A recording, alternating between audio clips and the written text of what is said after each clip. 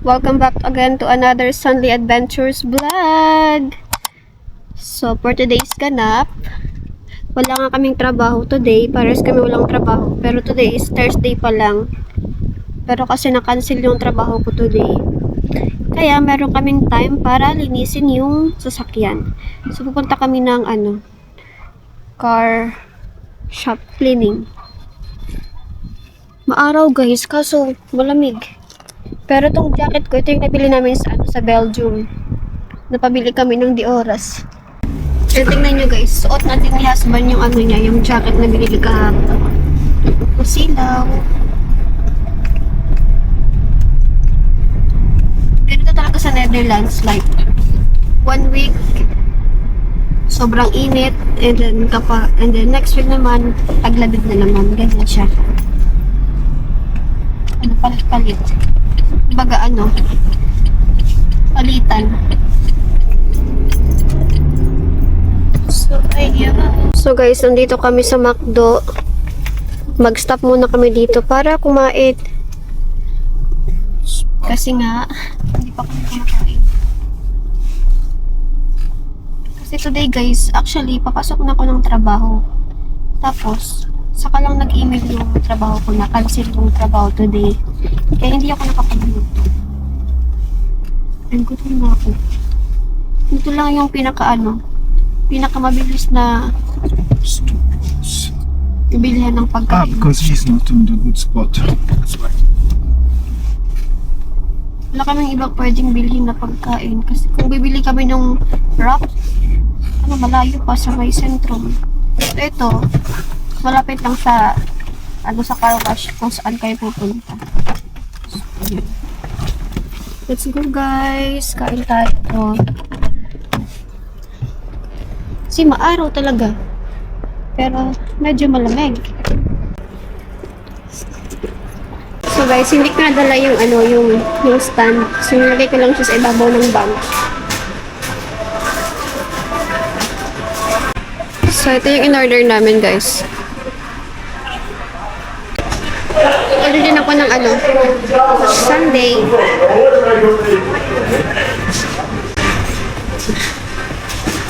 Ito lang yung in-order ko na flavor, chocolate. Ayoko yung caramel.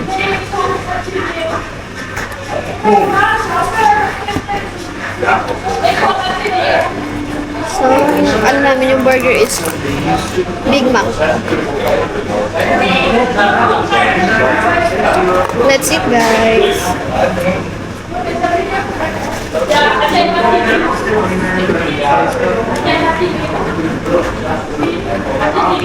Alam niyo ba guys, nung nasa Pinas ako, kapag nag-order ako ng sundae, sinasawsaw ko yung fries sa sundae, ganito. Try nyo guys, masarap siya. Sarap siya guys.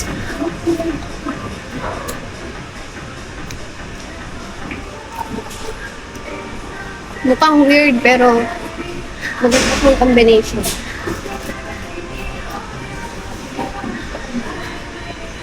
So yan guys, tapos na kami kumain sa loob ng McDo. Ang lamig. Nagalang kami sa pagkain. In-enjoy talaga. Hindi, pupunta na kami ng car wash. Ay. So, ito yung KFC dito. And dyan naman dito sa kabila is McDo. Because I also would like to go in the Waschstraße. I don't want to washing by myself. It's cold like this. You better drive inside the Waschstraße. So, you will gonna go? I want to figure out how to do this. Yeah, I will wait for you here inside. Let's go. Labas ang lamig, tapos dito sa loob ang init. So ayan, si husband lumabas siya kasi nga pupuntahan niya yung car wash kasi hindi kayo makapasok. And by the way guys, may nakita ko sa comment, sabi, saang country daw ba yung Latvia? So alam ko, I understand guys na hindi nyo alam yung Latvia na country kasi nga kahit ako nung nasa dating site ako nung kasat ko siya, kasi tinanong ko kung taga saan nga ba siya. And sabi niya Latvia. Naguluhan din ako ko. Tapos naguluhan din ako and then hindi ko din yung nagets kung country ba yung sinabi niya or ano, pangalan. So country pala. Tapos ayun, so Latvia guys, ano siya, magkakapit bahay lang yung country ng Estonia, Lithuania, which is yung husband ni Joanne, and Latvia. So parang nasa gitna siguro yung Latvia. Basta Lithuania, Estonia, and Latvia. Magkapit bahay lang sila. Tapos ano din, malapit lang din yan sa ano, sa Poland. Yung Latvia. So ayan guys, meron na kayong idea. So Latvia. So Latvia yung country and yung Latvia naman, yun yung tawag sa kanila. Latvian. Kumbaga dito sa Netherlands, yung country is Netherlands and yung tawag sa mga tao is Dutch. And alam niyo ba guys, nung nakaraang week, papasok na ako ng trabaho and inihatid din ako ni husband sa trabaho. And then, papasok na sana kami sa loob ng car and then may nakita si husband na na-receive sa ibabaw ng sasakyan. Yun yung ano, yung penalty na ano kami na nagka-violation kami. Kasi nga itong si husband, hindi niya napansin na i-park niya pala yung sasakyan sa hindi dapat parkingan. Kasi hindi talaga namin nakita kasi nga madilim na yun, gabi na din kami nakauwi that time. And then meron si husband nakitang space.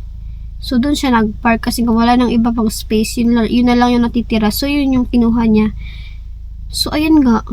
So yung pinarkan niya is yung mayroong yellow line na putol-putol. So, bawal palang mag-park yung sasakyan kapag may ganun. So, ayan, yung penalty na babayaran namin is 139 euro. It's so expensive. Grabe dito sa Netherlands, ang mahal talaga. Kaya parang I think ginawa nila to, I think malaki yung bayad kasi nga para ba madala na yung tao kapag nakaranas na ng ganitong violation para hindi na sila umulit, diba? Kasi kapag konti lang yung bayad, may time na ulitin pa nila kasi mura lang naman yung babayaran. So ayun, wala kaming choice kundi bayaran yun kasi kung hindi namin babayaran, mas lalaki pa yung amount.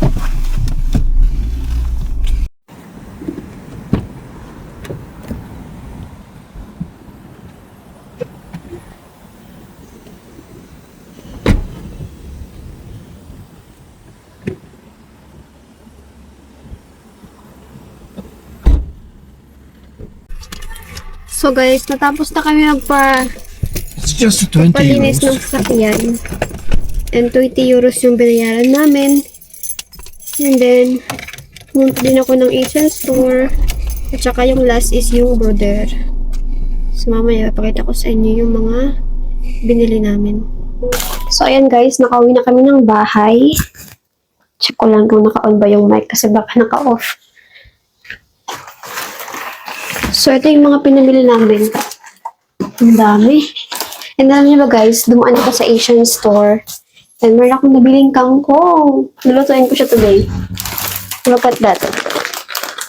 Kangkong. Kunti lang kasi nga, magluluto ako ng atay ng manok. And ihalo ko tong kangkong. And meron akong nabili din na sinigang. Kakaiba yung niya. Yung packaging. Parang hindi made in Philippines. Kasi yung writing niya ang Arabic. And Oishi. Similar din siya sa Oishi. Pero hindi din siya ng Philippines. And then pancit bihon. Kakaiba yung packaging ulit. And then bumili ako ng ready na fried chicken.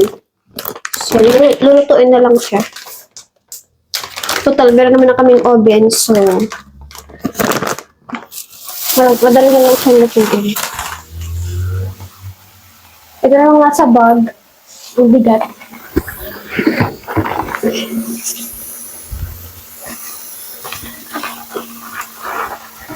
Bili ako ng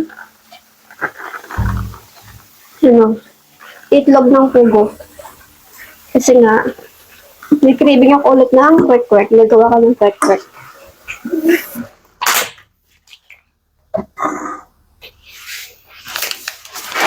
Bumili ako ng ng panibagong harina kasi nga yung harinang binili niya, hindi siya maganda. Hindi siya pwedeng gamitin sa hindi siya pwede gamitin sa pangkalahatang panggamit. Gets nyo? Ito yung yung atay ng manok. So, kalahating kilo lang, €2.34. Kasi yung yung atay nila, magkaiba yung puso, yung heart, at saka yung atay. Kaya, and then, same lang naman yung yung presyo ng kilo niya. So, sabi ko, i-mix nyo na lang. And then, bumili din siya ng aloe vera drinks. Kasi diba, nung pumunta kami ng Maastricht, bumili din siya ng aloe vera. Kasi nga nakita niya meron siya nakita ng aloe vera drinks. So, tinry niya, nagustuhan niya. So, bumili siya. And yung binili niya is malaki na. Pero hindi ako nag-try. Parang hindi siya masarap. Ito naman yung yung price. Yung sauce para sa price. Nagustuhan ko ito kasi nga, doon sa canteen sa pinatrabahoan ko, meron silang mga sauces ko. So, kung gusto mo gumamit, pwede kang kumuha lang. So, nagustuhan ko siya, kaya bumili ako. And then, ito yung what is this? Yung ground pork. Kasi nagawa ko ng siomai. Meron akong yung siomai na pangbalot. And then, yung iba naman is, yung beer niya, tsaka yung tubig. Kaya mabigat. So, ayan. Ay, ang kakapagod. Ang lamig sa labas. And bukas, papasok kami ng trabaho. Sabay kami papasok ng trabaho kasi nga papasok siya ng 5:20. Ako din aalis ako ng 5:20. Pero yung start pa is 6. So, ayan. Kami lang yung tao dito sa bahay kasi nga yung mga ka-board mates namin is nasa trabaho. Kaya, ayun. And ayun nga, nalinisan na namin yung sasakyan. Nagbayad lang kami ng €20. Pero yung nalinisan lang is yung sa labas. Hindi ko na nabidyoan. €20 yung binayaran namin. So, yung nilinisan lang is yung sa labas. Tapos, paglabas namin, meron pang yung vacuum. So, ginayad namin yung vacuum para linisan yung loob. So, ayan, malinis na yung sasakyan namin. Pero kasi mas maganda talaga guys, na ikaw talaga yung maglilinis ng sasakyan sa labas kasi nga, pulid yung pagkalinis. Kasi kapag machine, hindi masyadong nililinisan. Shiny lang siya, pero may mga, may mga dumi. Ganun. So, ito guys, naugasan ko na yung atay ng manok. At saka, meron pala kaming manok sa loob ng ref.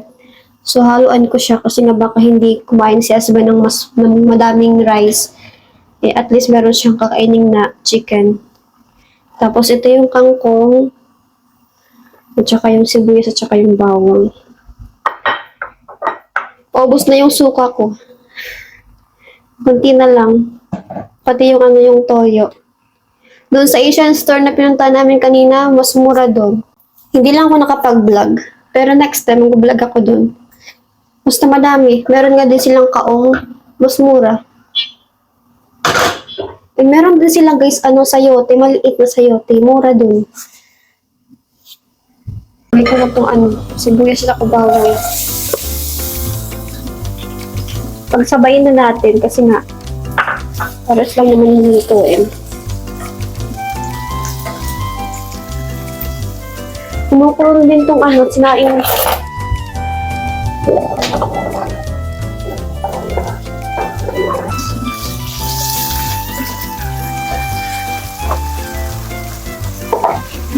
Ito yung manok.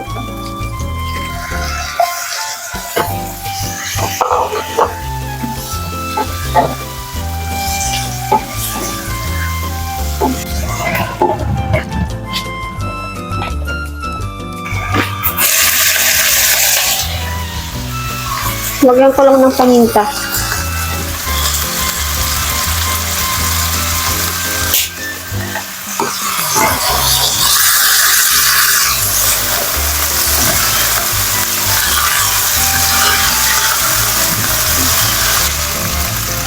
Then, toyo.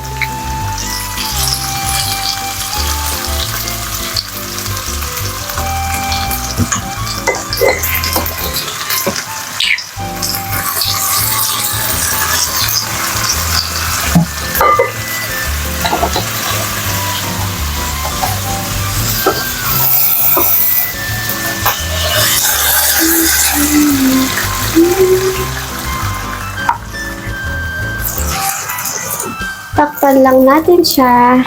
So guys, malambot na yung manok. Kaya ilalagay ko na itong atay ng manok. So, ayan. Gutom na si husband. Naghanap na siya ng pagkain sa rep. Kasi wala kaming pagkain sa rep. Sabi ko, hintayin mo akong maluto. Hintayin mo akong matapos magluto. Makakain ka din. Dali na lang ito maluto. Kaya ako ng paminta at saka oyster sauce.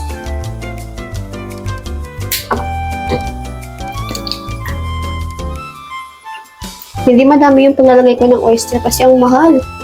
Ito ano siya, almost 5 euro. Ang liit lang. So, ayan. Natulo na yung kanin.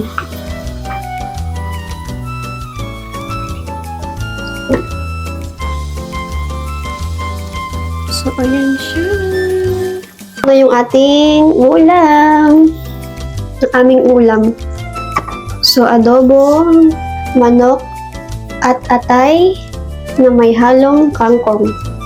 Hindi ko alam kung anong English ng kangkong.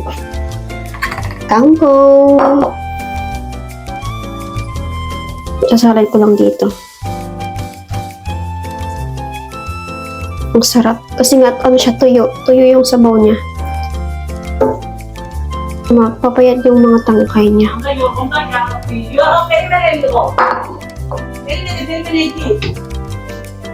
Narinig niyo yun?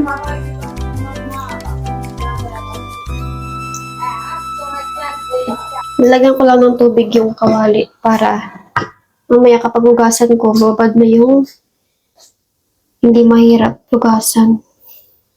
So, ito na yung ulam namin. Napakita ko sa inyo.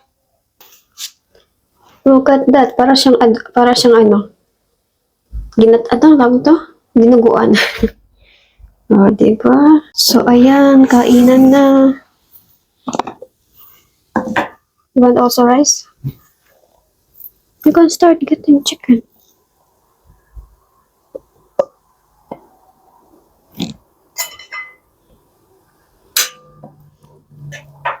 Sabi ko na, hindi siya kakain ng ano.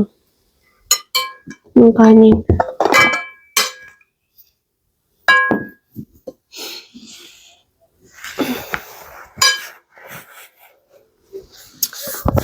Para siyang ano, silang lang. Takot sa camera. Ang ingay naman yan. Where's the pork?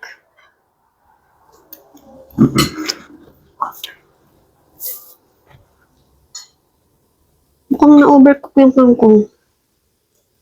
Nalis ko tong kangkong. So, let's eat. So, you like it? The vegetable? Yeah, it's okay. It's called in our language kangkong.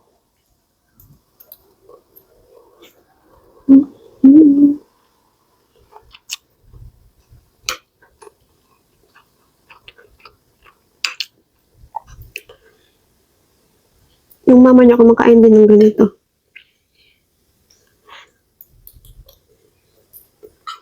Kumakain din ng atay ng manok.